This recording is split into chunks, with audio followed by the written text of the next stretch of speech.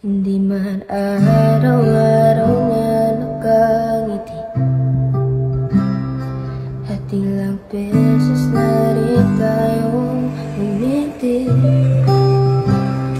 Hindi na mapilang ang ating mga pagbuhan.